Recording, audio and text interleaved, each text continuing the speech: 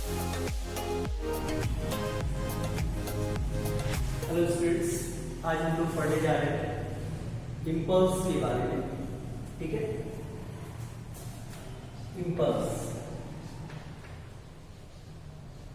यानी आवेग। ठीक है, तो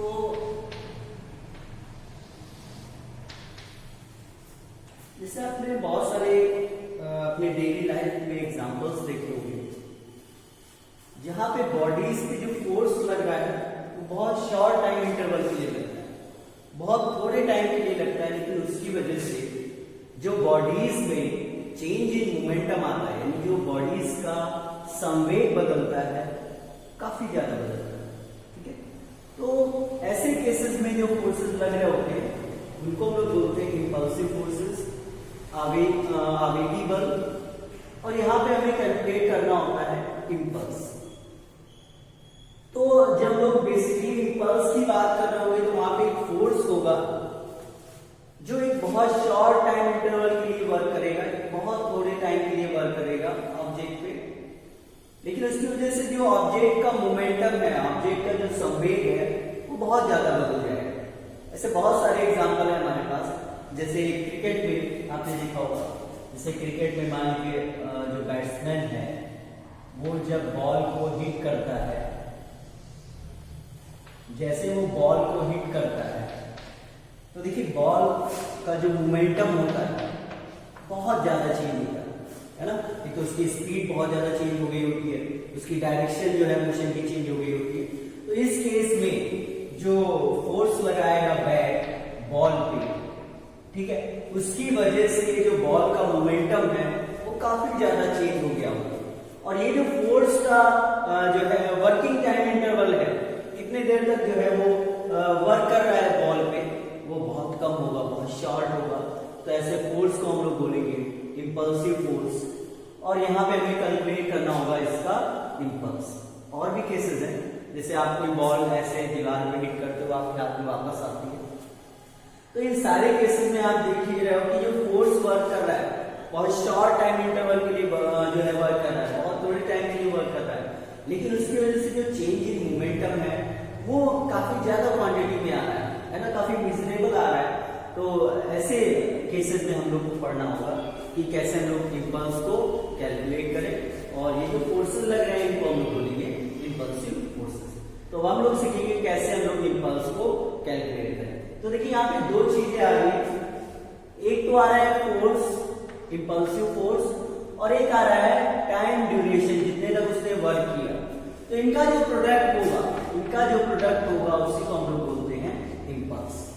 तो जब भी आपको इम्पल्स निकालना होगा, आप फोर्स दिया जाएगा और कितने टाइम ड्यूरेशन तक वो वर्क कर रहा है वो दिया जाएगा।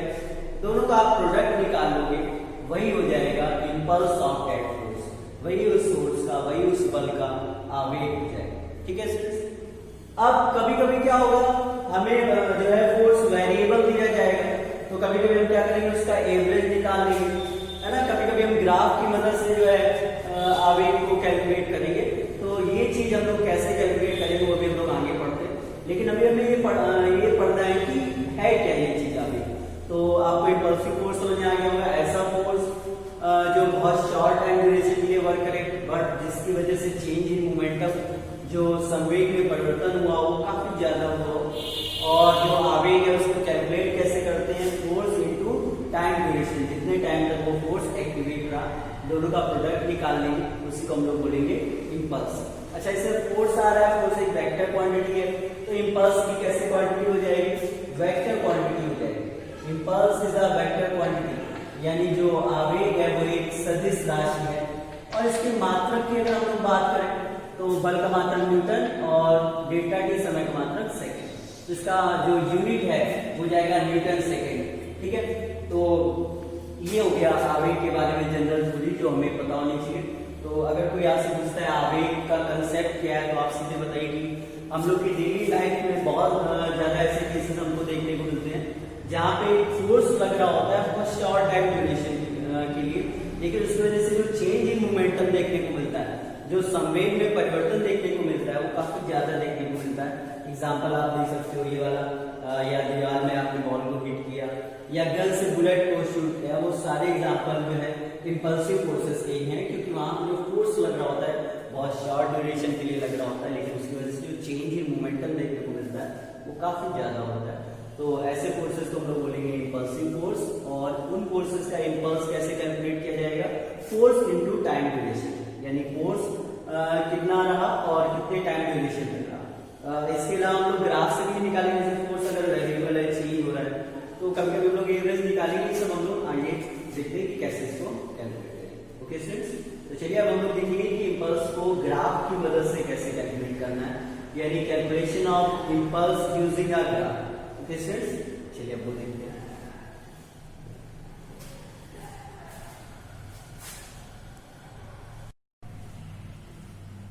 देखिए अब हमको एक ग्राफ दिया गया है। ग्राफ जो है वो है फोर्स यानी बल जो कि न्यूटन में, और टाइम जो कि आपको सेकेंड में दिया गया। तो इनके बीच में आपको एक ग्राफ बना के दिया गया, मान लीजिए ग्राफ इस तरीके का।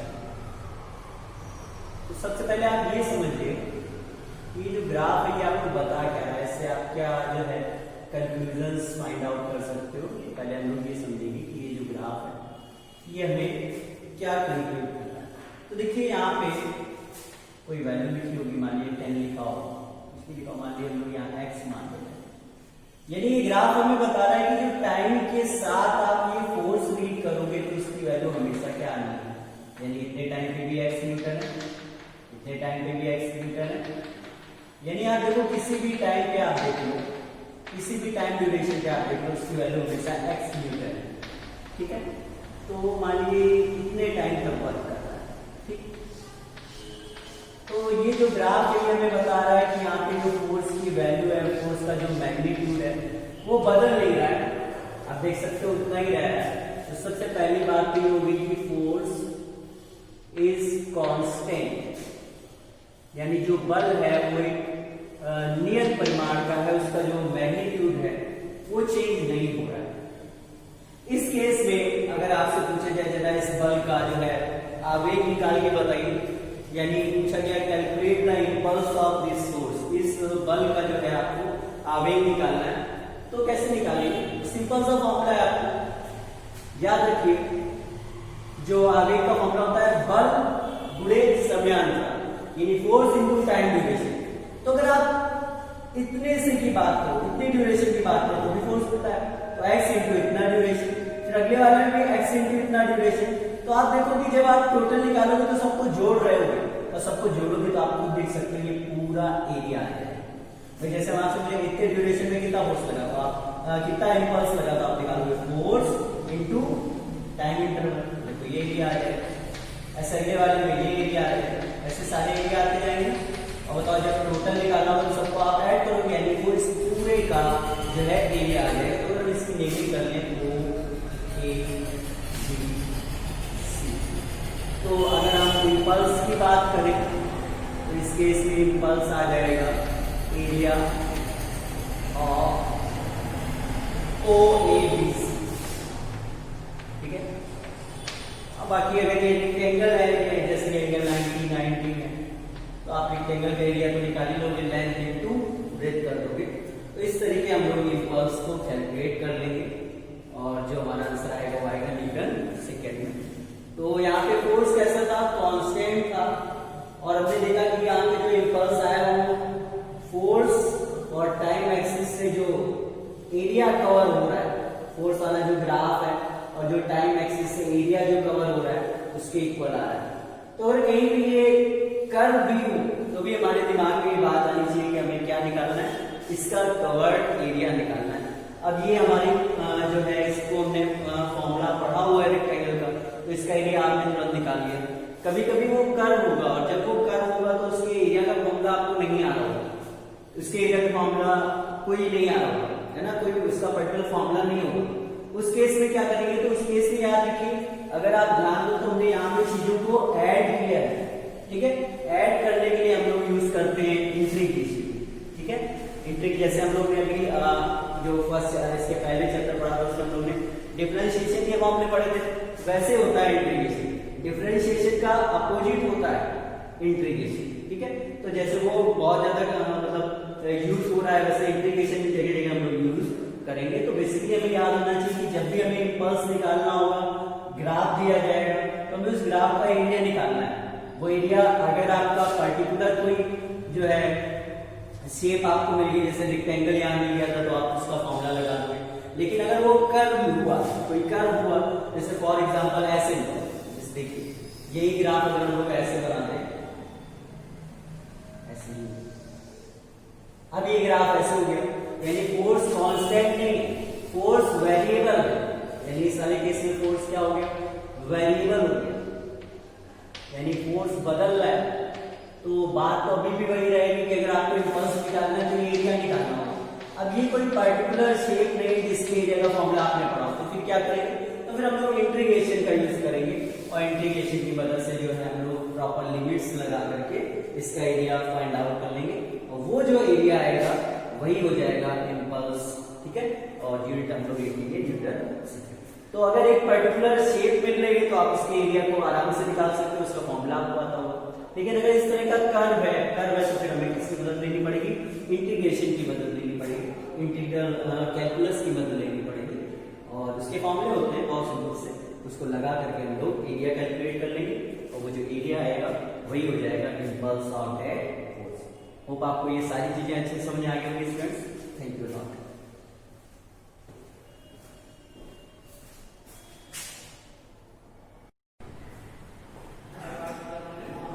हेलो स्टूडेंट्स, आज हम लोग पढ़ने जा रहे हैं कॉन्करेंट फोर्सेस।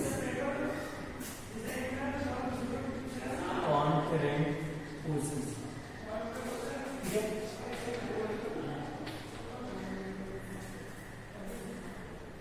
कॉन्करेंट फोर्सेस तो हिंदी में हम लोग बोलते हैं संगामी बल या एक बिंदुगामी बल इनको बोलते हैं। तो हमें ये पढ़ना है, तो सबसे पहले हम लोग पढ़ेंगे क्या होते हैं, उसके बाद हम लोग पढ़ेंगे इनका इक्विलिब्रियम, है ना। यानी ये फोर्सेस अगर इक्विलिब्रियम में हो, इक्विलिब्रियम मतलब संतुलन में हो, संतुलन में हो, ठीक है, यानी बैलेंस हो बिल्कुल, तो उसकी कंडीशन क्या होगी, ये हम लोग को पढ़ना है। तो हमें पढ़ना है concurrent forces and equilibrium of these forces, यानी संगामी बल और उनका संतुलन, ठीक है। तो यहाँ पे हम लोग कॉन्करेंट फोर्सेस पढ़ने जा रहे हैं, वो वर्क कर रहे हैं सेम प्लेन, ठीक है, वो सेम प्लेन पे लगे हुए हैं, ठीक है, सेम प्लेन पे जो है वर्क कर रहे हैं। ऐसे कॉन्करेंट फोर्सेस हमको पढ़ने हैं, ठीक है। तो देखिए जरा कैसे होते हैं कॉन्करेंट फोर्सेस। सबसे पहले हम समझेंगे कि कॉन्करेंट फोर्सेस है क्या। तो देखिए जैसे कि हम लोग एक ऑब्जेक्ट देखते हैं, जैसे मान लीजिए ये कोई ऑब्जेक्ट है, ये कोई ऑब्जेक्ट है, ठीक है। तो सबने 3 पॉइंट ले लिए, एक ए लिया, एक बी लिया और एक सी लिया, ठीक है। दिख रहा है आपको? अब हमने क्या किया, ए पे ऐसे फोर्स लगाया F1, ठीक है, बी पे ऐसे फोर्स लगाया F2 इस डायरेक्शन में, और सी पे जो है फोर्स लगाया ऐसे डायरेक्शन में। तो अगर हम इनकी लाइन ऑफ एक्शन को एक्सटेंड करें, यानी इनकी जो क्रिया रेखाएं हैं जिस लाइन के लॉन्ग ये वर्क कर रहे हैं, अगर हम लोग उनको एक्सटेंड करें, तो जैसे देखिए इसको एक्सटेंड किया, इसको एक्सटेंड किया, तो ऐसे इसको एक्सटेंड किया हम लोगों ने, ठीक है, फिर इसको एक्सटेंड किया। जब हम लोग ने इनको एक्सटेंड किया तो हमने ये पाया कि इनकी जो लाइन ऑफ एक्शन है वो एक ही पॉइंट से जा रही है, ठीक है, उनका एक कॉमन पॉइंट है। तो ऐसे फोर्सेस को हम लोग बोलेंगे कॉन्करेंट फोर्सेस, यानी संगामी बल। यानी जब line of action of forces एक पर्टिकुलर पॉइंट पे सब जो है मिले, सारे फोर्सेस की लाइन ऑफ एक्शन, तो उन फोर्सेस को हम लोग बोलेंगे कॉन्करेंट फोर्सेस, यानी संगामी बल। यानी जब बलों की क्रिया रेखाएं एक ही बिंदु पे मिल रही थी, एक कॉमन पॉइंट है, तो ऐसे बलों को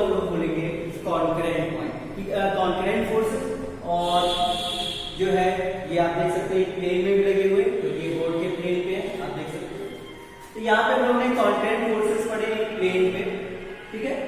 ये एक ऑब्जेक्ट था, इसे फोर्स लग रहा था F1, F2, F3, ठीक है। और इनकी लाइंस ऑफ एक्शन जो है वो भी देखिए एक पॉइंट से होके जा रही है। तो ऐसे फोर्सेस को हम लोग बोलेंगे कॉन्ट्रेंट फोर्सेस, संगामी बल, क्योंकि इनकी जो क्रिया रेखाएं हैं, इनकी जो लाइंस ऑफ एक्शन है वो एक कॉमन पॉइंट से होकर के जाए, ठीक है स्टूडेंट्स। अब हमें पढ़ना है इनका इक्विलिब्रियम, यानी ये इक्विलिब्रियम में कब होगी, उसकी कंडीशन क्या होगी, ठीक है स्टूडेंट्स। तो चलिए उसको पढ़ते हैं। तो हम लोग ने मान लिया कि जैसे मान लीजिए कोई पॉइंट पे तीन फोर्सेस लगे, जैसे हमने इस पॉइंट पे तीन फोर्सेस लगाए, एक F1 लगाया, एक F2 लगाया और एक F3 लगाया, ठीक है। अब हमको ये पढ़ना है कि अगर ये बैलेंस है, इक्विलिब्रियम में है, तो इसकी कंडीशन क्या होगी। अगर ये बैलेंस है तो पक्का इनका रिजल्टेंट जीरो आ रहा होगा, ये इक्विलिब्रियम में इनका नेट जो है जीरो आ रहा होगा, तो नेट फोर्स की वैल्यू हो जाएगी जीरो, यानी नेट फोर्स इक्वल टू हो गया जीरो। और नेट फोर्स कैसे निकाला होगा, रिजल्टेंट की तरीके, यानी F1 vector plus F2 vector plus F3 vector और इज इक्वल टू जीरो। अब अगर ये जीरो है तो देखिए आप किसी एक को उधर भेज दीजिए, यानी F1 plus F2 is equal to आ जाएगा माइनस F3। तो यहां से आप एक बात समझ सकते हो कि F1 प्लस F2 मतलब होगा F1 और F2 का रिजल्टेंट, और वो किसके बराबर है, F3 के अपोजिट, अपोजिट, यानी जो F1 F2 का रिजल्टेंट होगा, यानी जब आप F1 F2 का रिजल्टेंट निकालोगे पैरेललोग्राम मेथड वगैरह लगा के, तो आप ये पाओगे कि उसका मैग्नीट्यूड F3 के बराबर है, बट उसकी डायरेक्शन F3 के अपोजिट है। तो जब इनका आप रिजल्टेंट निकालोगे तो वो ऐसे आएगा और F3 ऐसे। तो अगर ये दोनों बराबर है और अपोजिट है तो एक दूसरे को क्या कर देंगे, कैंसिल कर देंगे। इसीलिए वो तीनों फोर्सेस आपस में किसमें, इक्विलिब्रियम की स्टेट में, संतुलन की अवस्था में। तो इसका कंक्लूजन क्या हुआ, एक प्लेन में, ये बोर्ड के प्लेन पे तीनों फोर्सेस है, एक प्लेन पे तीन कॉन्ट्रेंट फोर्सेस बैलेंस स्टेट में इक्विलिब्रियम में है, यानी उनका नेट फोर्स जीरो है। कब, जब दो का रिजल्टेंट तीसरे के अपोजिट हो और मैग्नीट्यूड में बराबर, ठीक है। तो ये था कंक्लूजन कॉन्ट्रेंट फोर्सेस के लिए, वो आपको समझ आ गया होगा।